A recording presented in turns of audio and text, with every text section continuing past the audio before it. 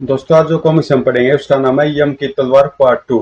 यहाँ तक की स्टोरी हम पढ़ चुके हैं। यम की तलवार पार्ट 1 में जो महाबली शेरा की कॉमिक्स है, तो पहले आप उसको पढ़ लेना, तभी आपको पूरी स्टोरी समझ में आएगी। तो इसका पहला पार्ट आपको मिल जाएगा प्ले लिस्ट में, महाबली शेरा का फोल्डर है उसके अंदर। तो मैं पढ़ता हूँ आगे से। ओ, इसका मतलब शैतान राज शेरा के बल पर अपने भाई को जीवित कर यम की तलवार पालेगा। हाँ, लेकिन तुम चाहो तो ऐसा नहीं भी हो सकता। मैं भला उसे रोक सकता हूँ कैसे?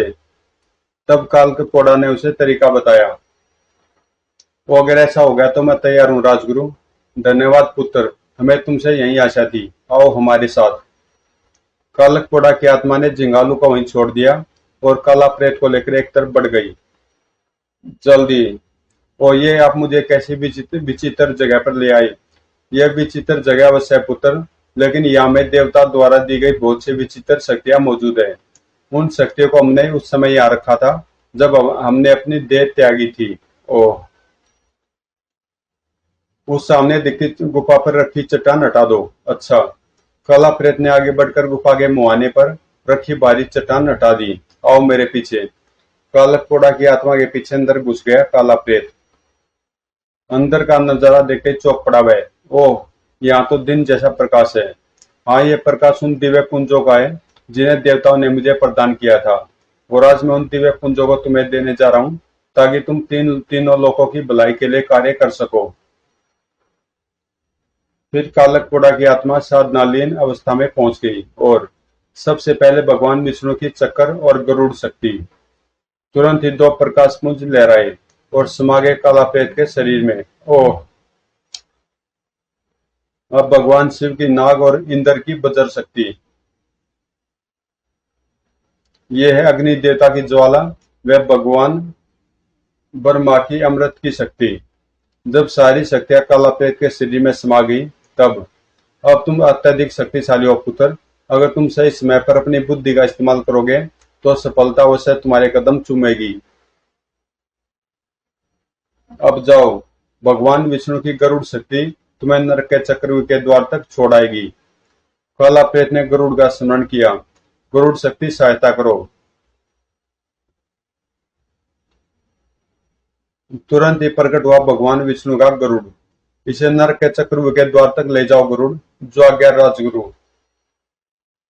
जाओ पुत्र, मेरा और समस्त पुण्य आत्माओं का आशीर्वाद तुम्हारे साथ है। अच्छा राजगुरु, प्रणाम। काला प्रेत को लेकर नरक के चक्रव्यूह की तरफ उड़ गया गरुड़। कुछ ही पलों बाद यही नरक का चक्रव्यूह है।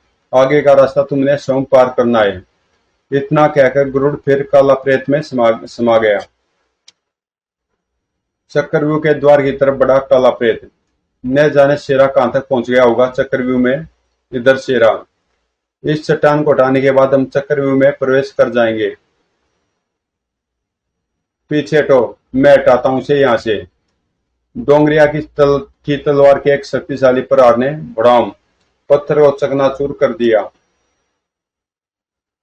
मसाल लेकर वहां विस्फोट से पैदा हुए रिक्त स्थान से नीचे जाकर महाबली शेरा ने।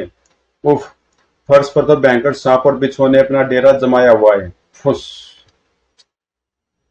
ओह, इसका मतलब हम चक्रव्यूह में आगे नहीं बढ़ सकते। ऐसी कोई बात नहीं है, ऐसी कोई भी मुश्किल महाबली भुजंगा को तिलस्म में घुसने से नहीं रोक सकेगी। अगले पल शेरा ने 3 मसाले नीचे फेंक दी। हदस्वरूप अपने साथियों के साथ शेरा नीचे कूद गया। अब सारे चारों तरफ गिज बजाते सांप और बिच्छुओं के बीच गिरे खड़े थे। फू फू। अगर ये आग चारों तरफ फैल जाए तो इस संकट से छुटकारा मिल सकता है।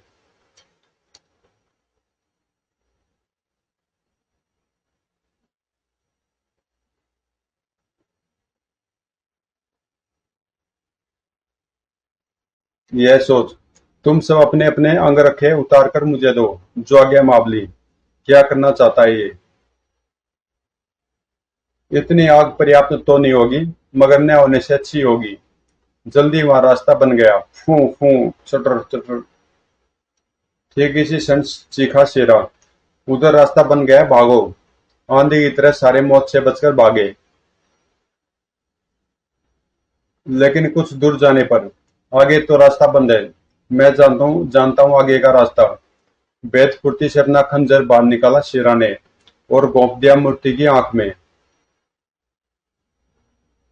तेज गड़गड़ाहट गूंजी और सामने की दीवार दो भागों में बढ़ती चली गई। गड़ गड़ गड़। ओह रास्ता, आओ। चारों उस रास्ते में घुसते चले गए। जबकि तय खाने के ऊपर पहुंच चुका था काला प्रेत। उफ, नाग और बिच्छू से बचकर आगे बढ़ना होगा मुझे। फू फू। अगले पल नीचे आ कूदा काला प्रेत। आगे बढ़ने वाले मेरे लिए रास्ता आसान बनाकर गए हैं, लेकिन काला प्रेत का ऐसा ऐसा सोचना गलत था, क्योंकि पहले से क्रुद्ध नाग और बिच्छू उसकी तरफ झपट पड़े थे। उफ, इतने सारे नाग और बिच्छू मेरी तरफ। मौत ठीक सामने खड़ी नजर आ रही थी काला प्रेत को कि तभी हुआ एक चमत्कार। क्रीं क्रीं।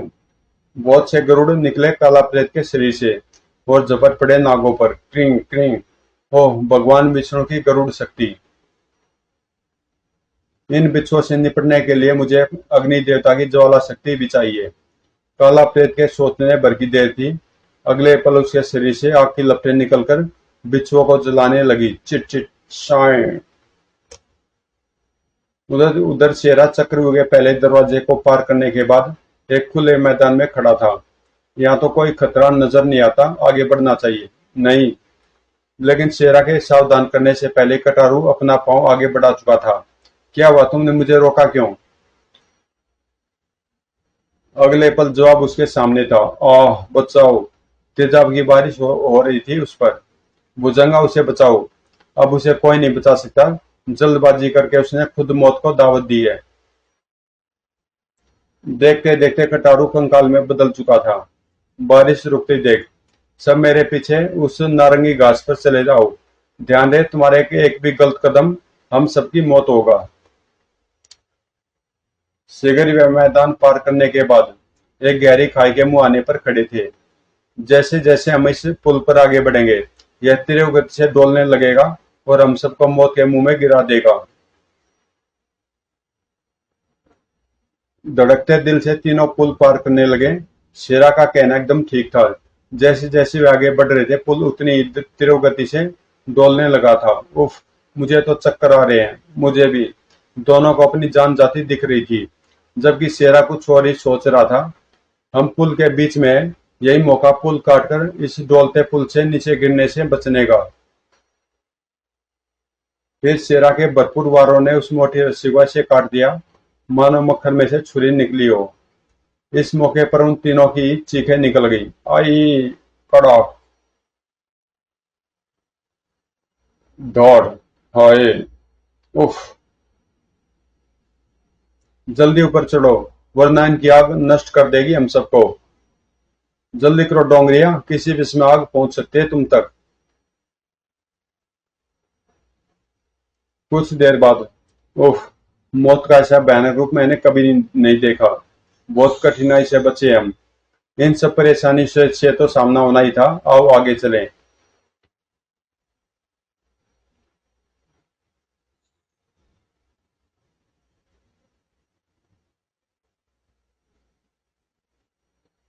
अभी वे कुछ ही कदम आगे चले थे कि बड़ाम।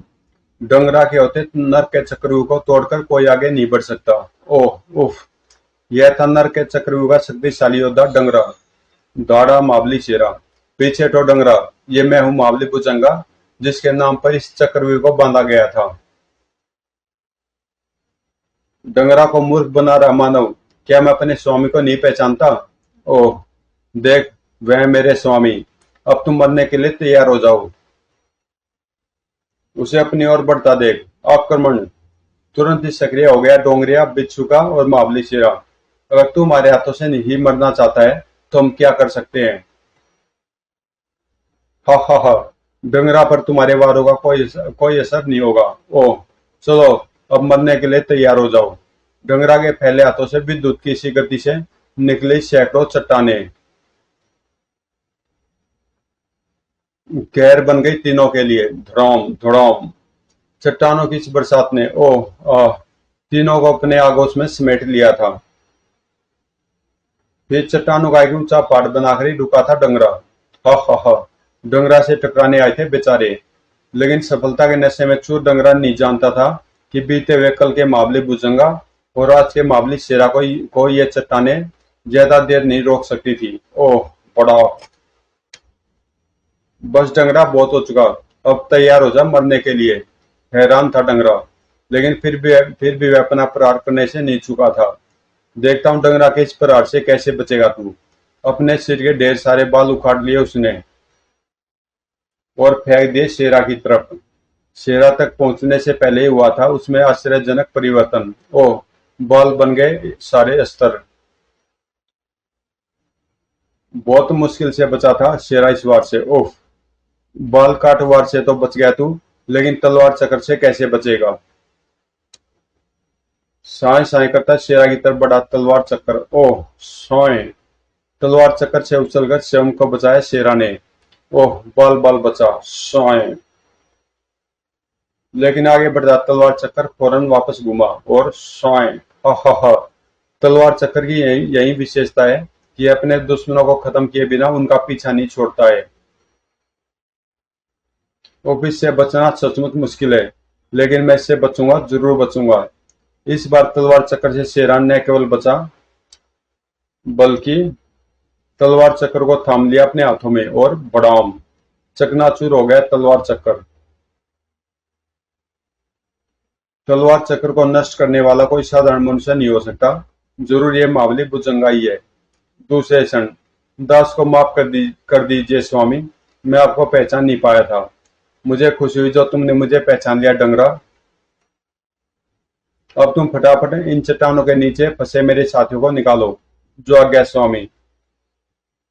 यह सब देख ठाका लगा उठा शैतान राज। हा, डंगरा को अपने काबू में कर लिया भुजंगा ने। अब चक्रव्यूह में कोई नहीं रोक सकता उसे। अब मेरा भाई जीवित हो जाएगा और यम की तलवार भी हमारे कब्जे में आ जाएगी। हा, एक बार फिर ठाका गूंज उठा शैतान राज के मुंह से, जबकि गहरी चिंता की रेखाएं खिंचाई जिंगालू के मुख पर। डंगरा को काबू कर लिया उसने। अब उसे यम की तलवार प्राप्त करने से कोई नहीं रोक सकता। वह रुकेगा, हमें पूरा विश्वास है कि काला प्रेत उसे वैसे रोक लेगा। तभी वह देखे काला प्रेत भी आ पहुंचा। ओ, अब होगा भयंकर युद्ध। सचमुच भयंकर युद्ध की स्थिति थी उस समय जब आमने सामने थे काला प्रेत और महाबली शेरा। आखिर तुम्हें क्या हो गया शेरा, अपने दोस्त को नहीं पहचान पा रहे तुम। भुजंगा का कोई दोस्त नहीं है।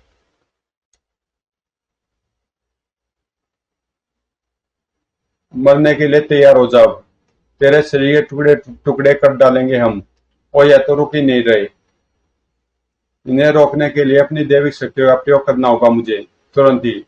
हे दैविक शक्तियों, मेरी मदद करो।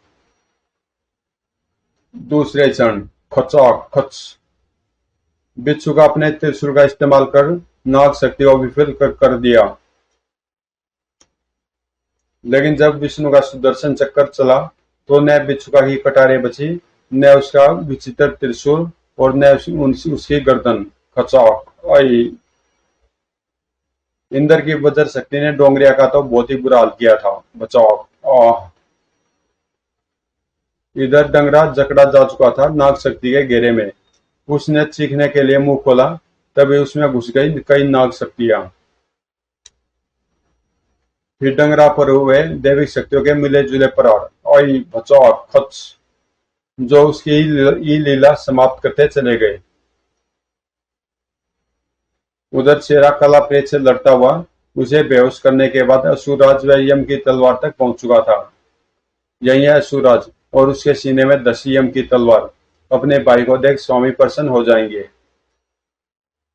तभी, तेरे सपने को काला प्रेत कभी पूरा नहीं होने देगा तुम। इसका मतलब, हाँ, तेरे तीनों साथी खत्म हो चुके हैं और अब तेरी बारी है। ये देख, इन दोनों को रोकना होगा। इनमें से एक की भी मृत्यु मानवता की मृत्यु होगी। अब तो इन्हें रोकने का बस एक ही उपाय है, और वह है महाबली शेरा की स्मरण शक्ति को वापस लाना। अगले पल कालकपुड़ा की आत्मा की आंखों से निकली दिव्य किरणें। अगर मेरी समय चक्कर किरणें से इसकी स्मरण शक्ति वापस नहीं लौटती तो अनर्थ हो जाएगा। समय चक्कर किरणें फौरन शेरा से जा टकराई, जिसमें फंसकर रह गया शेरा। फिर किरणों का वह जाल लटते ही, मित्र काला प्रेत तुम। शेरा, काला प्रेत को अपनी बाहों में भर लिया शेरा ने। काला प्रेत ने जब शेरा को सब कुछ बताया तो क्रोध से चीख पड़ा शेरा। शेरा तेरी मौत बनकर आ रहा है शैतान राज। यही अवसर है, इन्हें तुरंत शैतान राज के सामने पहुंचाइए। हाँ ठीक कह रहे हो तुम। तभी शैतान राज कुछ समझ भी नहीं सका था कि काला प्रेत और महाबली शेरा उसके सामने मौजूद थे। अरे अंतिम बार अपने देवता को याद कर ले शैतान राज, आज तेरे पापों का अंत होगा शैतान राज। ओह, दैविक शक्तिधारी काला प्रेत और महाबली शेरा मौत बनकर बढ़ रहे थे शैतान राज की तरफ कि तभी बड़ौम शैतान राज की शैतान शक्तियों से परिचित नहीं हो तुम और जीवित रहते कभी हो भी नहीं पाओगे। ओह, वह भयंकर रूप से झपटा शेरा पर। हा, भयंकर ठाके और भयानक चमगादड़ एक साथ निकले शैतान राज के मुंह से। बचो काला प्रेत, वरना ये चमगादड़ हमें फाड़ डालेंगे। वेद फुर्ती से बचा काला प्रेत और आह्वान किया दैविक शक्तियों का। दैविक शक्तियों मदद करो। दैविक शक्तियों के साथ मिलकर काला प्रेत नाश करने लगा चमगादड़ों का। ई खच। इधर शैतान राज यम की तलवार असुरराज के शरीर से निकालने जा रहा था। हा, इस तलवार को निकालकर मैं मंत्रोच्चारण द्वारा अपने भाई को पुनः जीवित कर लूंगा। हा, ब्रह्मांड की सबसे विनाशकारी शक्ति अब मेरी है। तभी हवा में लहराई एक नाग शक्ति है जिसने यम की तलवार को शैतान राज से छीनकर शेरा के सामने लापटका। धन्यवाद मित्र। तो नाग तेजी से यम की तलवार को उठाया महाबली शेरा ने। अब नहीं बचेगा शैतान राज मुझसे, और पूरी शक्ति लगा दी उसे शैतान राज की तरफ फेंकने में। जय यमदेव। महाबली शेरा का चूकवार। फौरन शैतान राज का शरीर मोम की तरह गलने लगा। शैतान राज के समाप्त होने के साथ एक तेज आवाज के साथ नष्ट हो गया शैतान ग्रह। भड़ोम। लेकिन दैविक शक्तियों के बल पर सही सलामत थे शेरा और काला प्रेत। कुछ ही पलों बाद शैतान राज और शैतान ग्रह का नाश करने की बधाई स्वीकार करो पुत्रों। धन्यवाद राजगुरु। यह लीजिए यम की तलवार और यह संभालिए इस दुष्ट का शरीर। यम की तलवार को वापस असुरराज के सीने में गाड़ दो पुत्र, वरना यह किसी भी क्षण जीवित हो सकता है, और यदि ऐसा हो गया तो प्रलय आ जाएगी। ओह, यह तो मैं भूल ही गया था। शेरा ने बिना कोई क्षण गवाए यम की तलवार दोबारा असुरराज के सीने में घुसेड़ दी। खच। अब इसकी लाशा क्या हुआ गुरुवर? किस स्थान पर सुरक्षित रह पाएगी यह? ऐसा एक सुरक्षित स्थान है मेरे पास, आओ। तुरंत ऋषि का लकपोड़ा सभी को ले एक तरफ उड़ने लगे। किस जगह ले जाना चाहते हैं राजगुरु में? कुछ ही क्षणों बाद वो ये तो वही गुफा गुरुदेव जहाँ देवताओं की शक्तियां वास करती है। हाँ पुत्र, असुरराज का शरीर और यम की तलवार रखने के लिए यह स्थान एकदम उपयुक्त है। चूंकि यहाँ दैविक शक्तियां सदा पहरा देती रहेंगी, इसलिए कोई असुरराज तक नहीं पहुंच सकेगा। फिर सभी बाहर आ गए। अपने शरीर में वास करती दैविक शक्तियों से प्रार्थना करो पुत्र की वे पुनः अपने स्थान पर चली जाएं। अच्छा गुरुदेव। काला प्रेत ने तुरंत वैसा ही किया। अब इस गुफा का द्वार पुनः उसी बड़ी चट्टान से बंद कर दो। अच्छा गुरुदेव।